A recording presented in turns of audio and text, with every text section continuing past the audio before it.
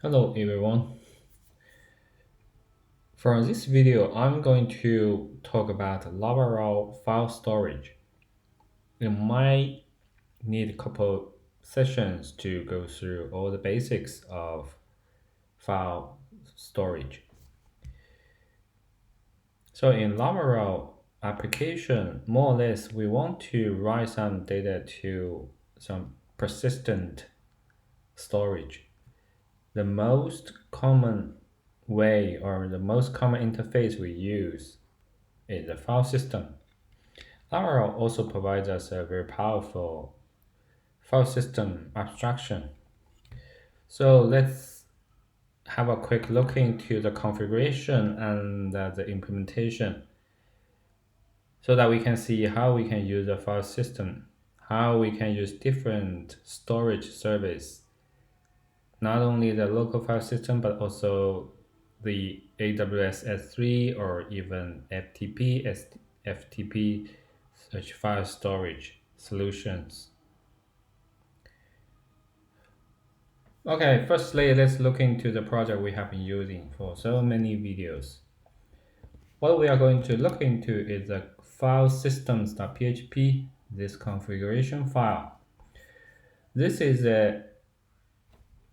the file we are going to when we want to apply some configuration for the file system or the file storage. Normally, we have a bunch of default configuration or default disks here. So it's already populated by the Laravel installation, and the default property identify the default driver or disk the application is going to use.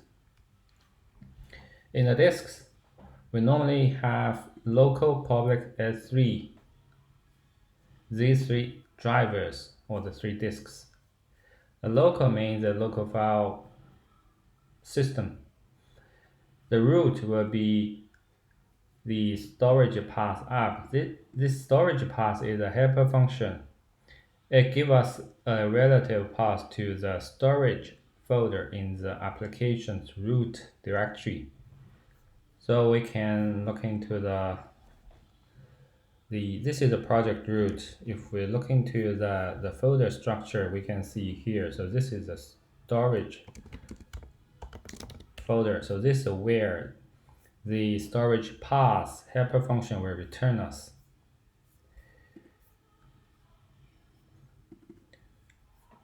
So with this configuration, if we use local driver or local disk, it means when we write some data to this disk, the file will be written to the storage/app folder. The public disk is normally for our public accessible data. But in Laravel, we have a separate public folder here. If you see in the root directory, we have a public folder. This is what the public accessible resources are located.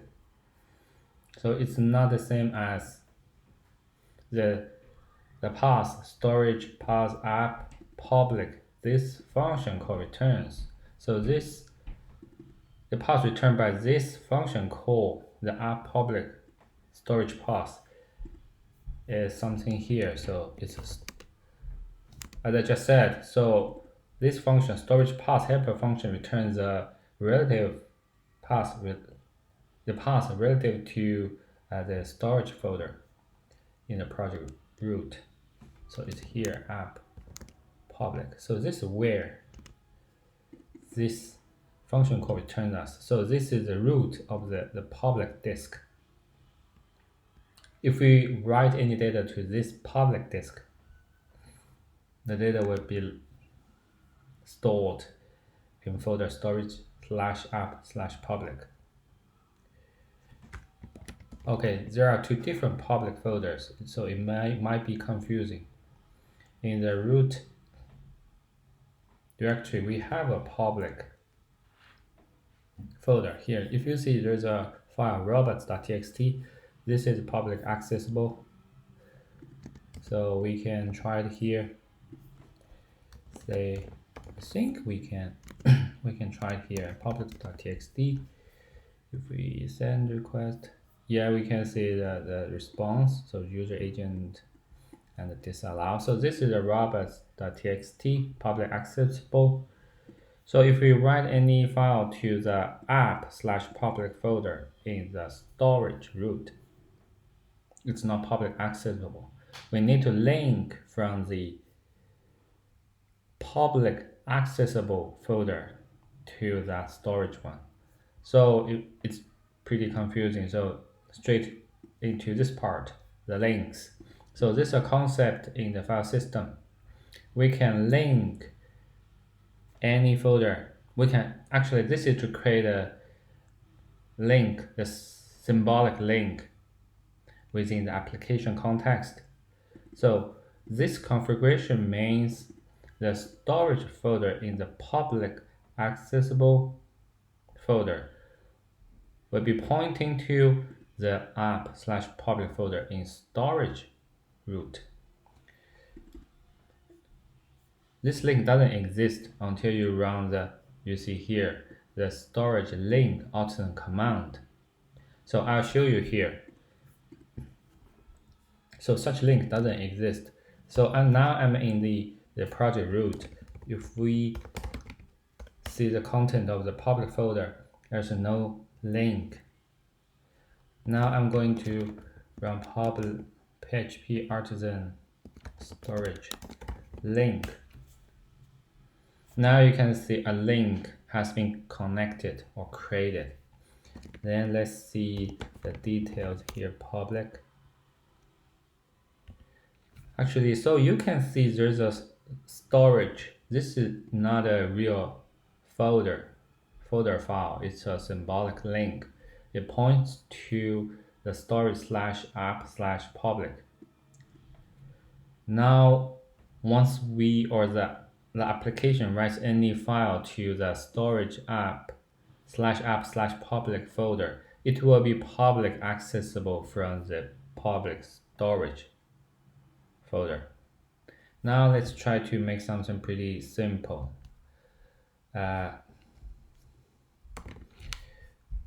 We try to write a file here in the storage/app/public, say 1.txt or 1.html,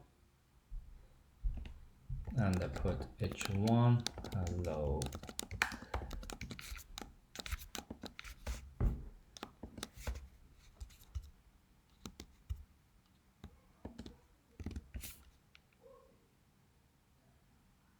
Okay, now we can try to access.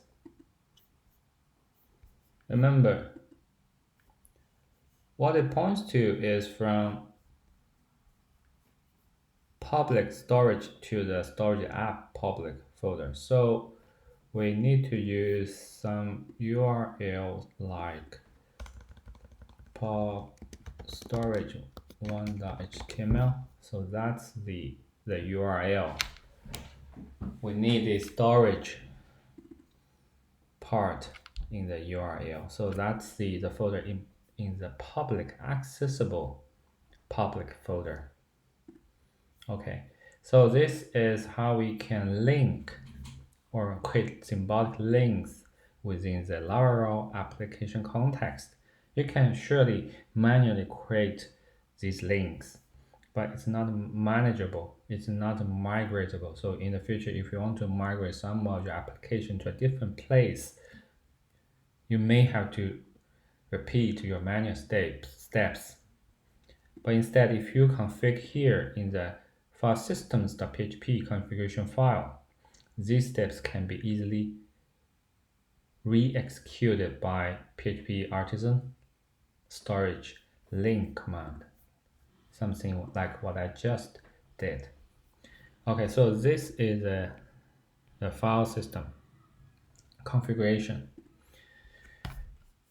The last thing I didn't mentioned just now is the S3. So this is a disk for S3 or driver, S3 driver. When you use this disk, the data will be written to your S3 bucket in the cloud. You essentially have to configure the key, secret region, bucket, URL, endpoint, everything here. But for now, I'm not going to cover the S3 access here, so I will be only focusing on the local or public.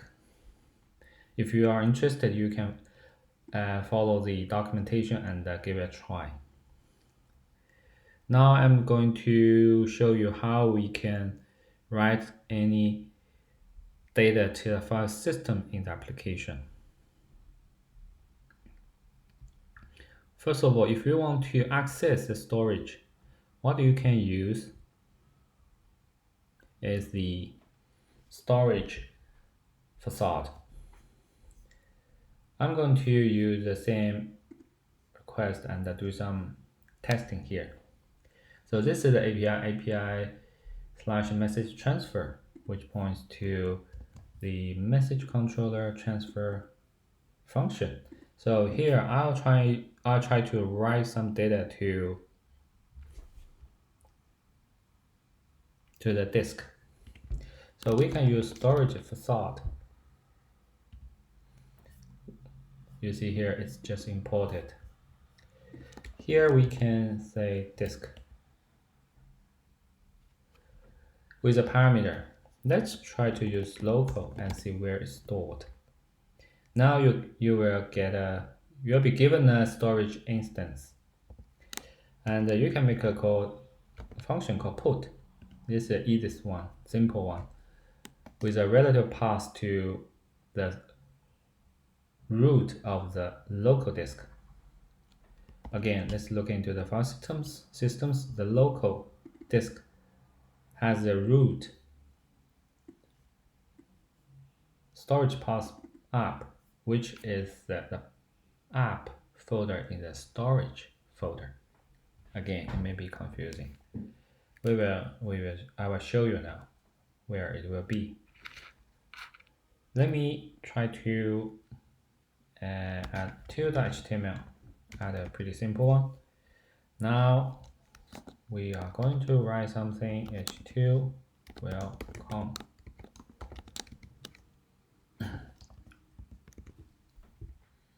Okay, I'll make an API call to transfer. If everything works fine, we will see the tilde.html in the local disk. Now API call transfer is called. Okay, ignore the response. We're not going to talk about it.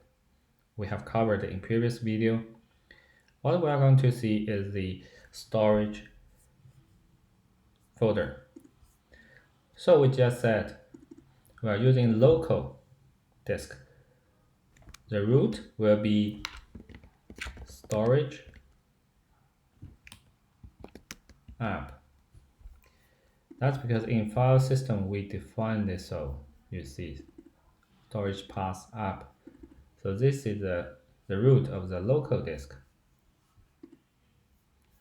Storage app, we have the tilde.html.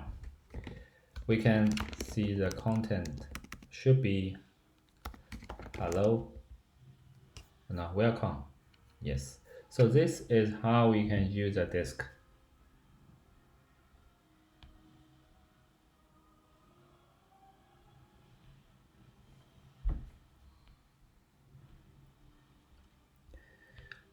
It's similar. We can also configure FTP or SFTP driver or disk in the file systems configuration. So I'm also not going to cover them in this video. If you really want to do something, you can give it a try. Instead, if you want to use the default file system or driver, you don't have to specify the disk parameter, or even you don't have to use the disk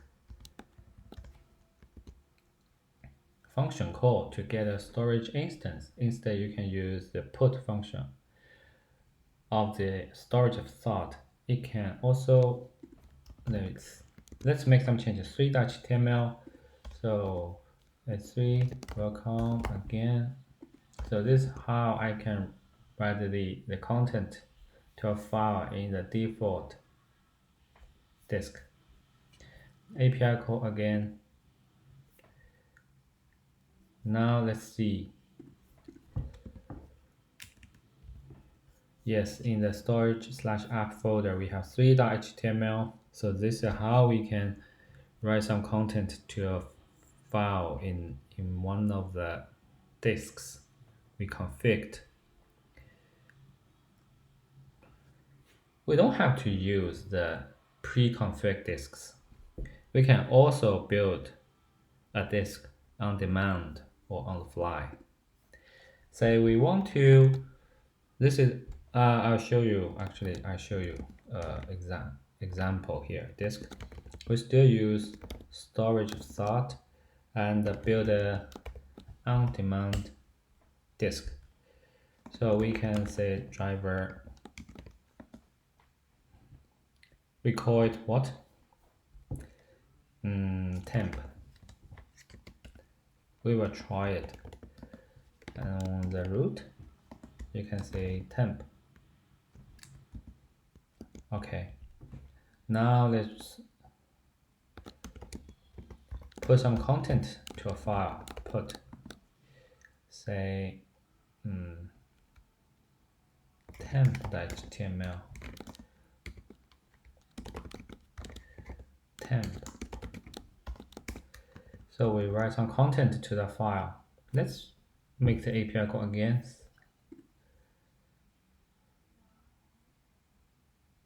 Okay, I see. One thing I need to mention, so you cannot specify any arbitrary driver. So here you may have to use local. So this is how you can change your controller, but not create a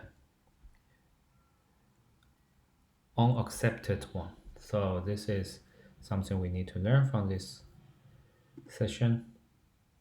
Okay, so API 200 okay, and let's see in the temp folder if we have the temp HTML. Yes.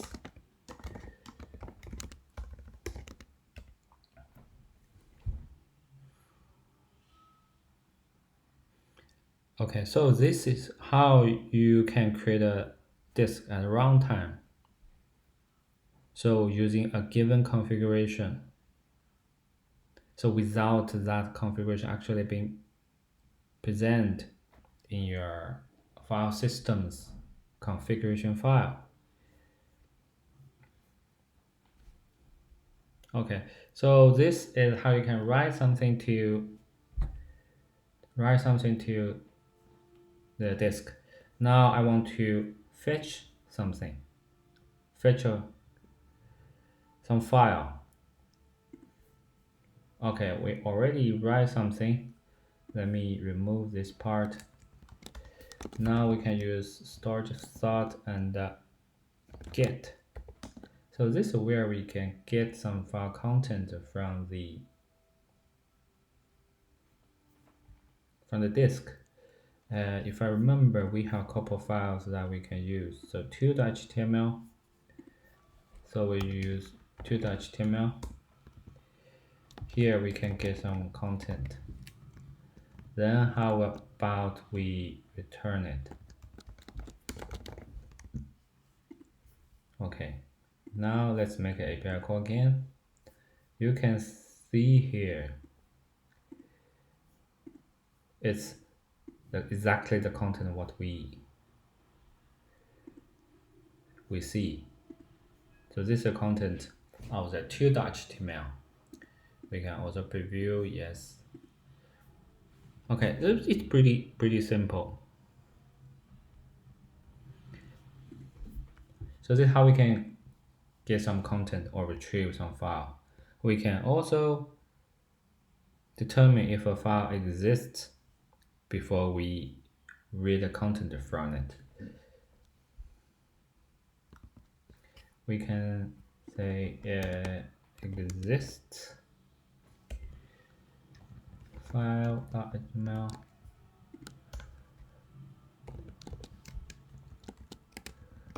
If exists, we return yes, else return no. Pretty simple. And it makes the API call again. We can see it says no as file.html doesn't exist in our local disk or not in the storage/app folder as we config in the file systems configuration. Okay, so this is how we can determine if a file is present in a disk. Okay, the last thing I want to talk about is how to download a file. It's very useful in our API development. Sometimes we want to allow users to download some file that doesn't give the public access. So we can say storage download. Now I'm going to use 2.html for the user to download. Let's make the API call. If we, as I want to see the effect, so I'm going to use a web browser to make the API call, API message. Okay, it's a post message, so I cannot easily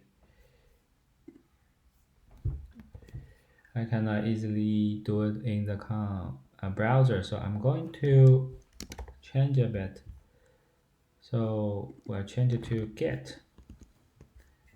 Now I can use browser and see the file download behavior. Message transfer. Okay, now let's see. Now you can see when I make the API call, actually a file download is triggered. 2.html